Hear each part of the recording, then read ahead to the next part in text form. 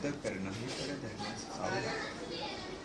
आणि म्हणून आपण जीवनामध्ये भक्ती करत असताना जोपर्यंत मन निरोध नाही तर करतच राहायचं.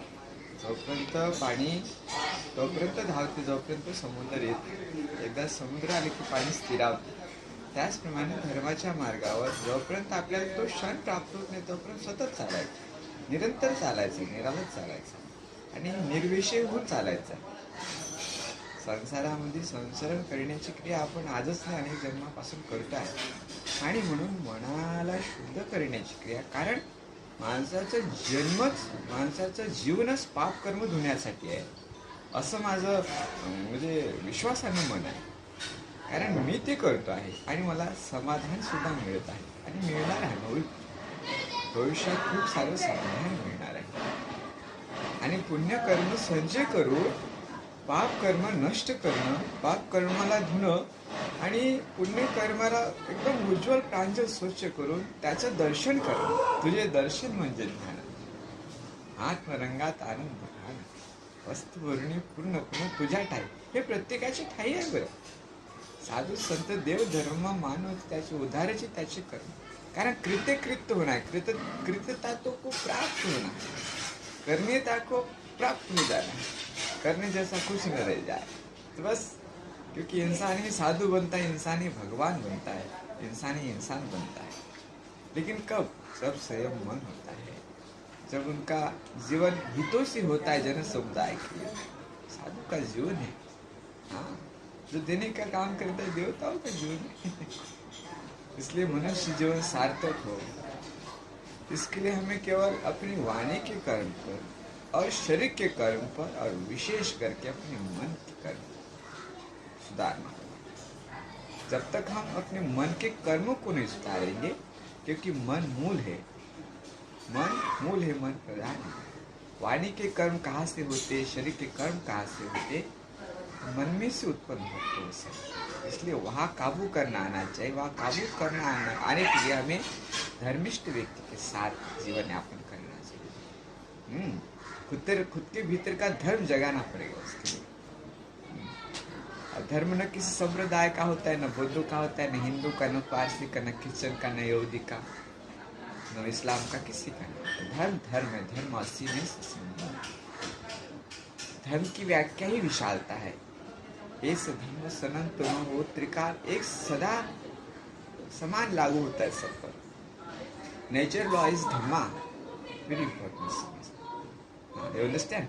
नेचर लॉ इज धर्मा माने कुदरत का कानून है, वो तो सब पर समान है ना. सूरज उगता है सबको ऊष्मा देता है, उससे पानी बरसता है सबको पानी, पक्षपात नहीं करता. लेकिन आज हम भूल ही गए धर्म की व्याख्या को. संप्रदाय के बारे में बांध दिया धर्म को. हिंदू धर्म है, क्रिश्चियन धर्म है, ये जाति का है, ये जाति का है, ये जाति का है. धर्म है. इसलिए हमें धर्मिष्ठ बनना है. भक्त बनो न बनो, लेकिन धर्मिष्ठ जरूर बनो. भगवान बनो न बनो, लेकिन धर्मिष्ठ बनो. साधु बनो न बनो, धर्मिष्ठ बनो. इंसान बनो न बनो, धर्मिष्ठ बनो. जो धर्मिष्ठ हो गया वो सब हो गया, जीवन सार्थक हो गया. निसर्ग उसमें समा गया. जितने संत हुए जगत में, दुनिया में, वो सब धर्म के कारण हुए, धर्मिष्ठ हुए. धर्म के गुण उन्होंने अपने जीवन में धारण किए, इसलिए धर्मिष्ठ बन गए, संत बन गए, शांत बन गए. बहुजन हित के लिए, बहुजन सुख के लिए, कल्याण के लिए, सबके लिए अपना जीवन का आदर्श स्थापित किया. ऐसा होना चाहिए. इसलिए हमेशा जीवन जिए, साधु संतों का मार्गदर्शन आदर्श लेते हुए, सज्जनों का आदर्श लेकर अपना जीवन यापन करें और भक्ति को सार बनाए. भजन गाने के लिए नहीं, कीर्तन प्रवचन करने के लिए, ग्रंथ के पाठ पढ़ने के लिए नहीं. अरे भक्ति भग्न करना, विकारों को दूर करना, मन के कर्मों को सुधारना. जहाँ दुष्कर्म है मन को वहाँ लगाम लगाना, सत्कर्म को बढ़ाते जाना. भक्ति बेचने के लिए नहीं है, भक्ति बुआबाजी कर्मकांड करने के लिए नहीं. भक्ति तो धारण करने के लिए, मुक्त पाने के लिए. भक्ति अपने विकारों से, दुखों से, दुष्कर्म से मुक्त करने के लिए. इसलिए हमें भक्ति करना है और दिल से करना है. निस्वार्थ भक्ति करना है. माने अपनी काया की आशा आसक्ति न रह जाए. जो काया के प्रति प्यार है, अहम ममत्व भावना है, अहम भाव है, मम भावना है, ये भी छूट जाए, सत्काय दृष्टि हो जाए, भक्ति की अंतिम परिसीमा। इसलिए भक्ति की अंतिम चमच पकड़ जाएगा और मुक्ति का दरवाजा उसके लिए खुल जाएगा। किसने रोका है मुक्त होने के लिए? हम ही अपने आप को रोकते हैं। मुक्त होने के लिए हम ही अपने आप को रोकते हैं। जब जब अंधकार में जीवन जीते, अविद्या में जीवन जीते, अपने आप को। इसलिए विद्या का जीवन जीना है, ज्ञान का जीवन जीना है, प्रज्ञा का, शील सदाचार का जीवन प्रमुखता से जीना है।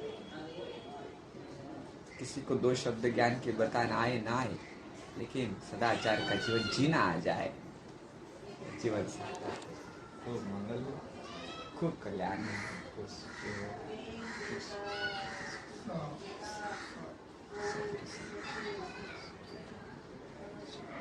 सारे